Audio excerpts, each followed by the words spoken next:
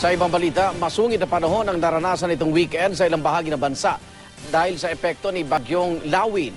Sa Zamboanga, aabot sa 30 bahay ang nawasak matapos masagasaan ng isang sumadsad na barko. Nakatutok si Lala Roque. Hindi na umabot sa daungan ng cargo vessel na ito matapos sumadsad at sagasaan ng ilang bahay na nakatirik sa dagat sa Zamboanga City.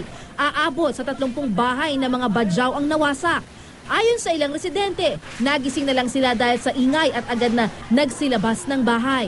Posible raw na tinangay ang barko ng malalakas na alon dulot ng Bagyong Lawin. Nangako naman si Tawi-Tawi Governor Sadiqui Sahali ang may-ari ng barko na tutulong sa mga apektadong pamilya. Wala namang napaulat na nasaktan sa insidente. Sa Zamboanga City pa rin naabot sa 500 pamilya ang inilikas dahil sa pagbaha. Maraming bahay ang pinasok ng tubig. Pansamantalang tumuloy ang mga evacuee sa mga eskwelahan, pero maging ang ilang paaralan nalubog din sa baha.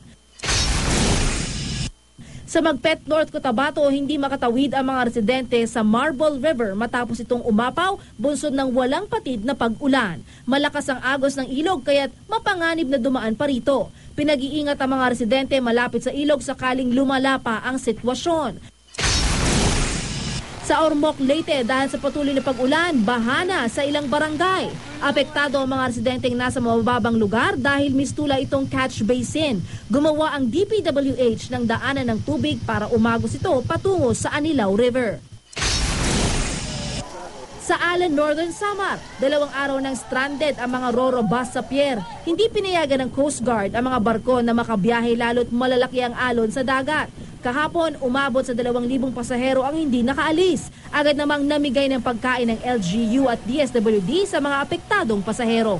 Lala Roque, nakatutok, 24 oras.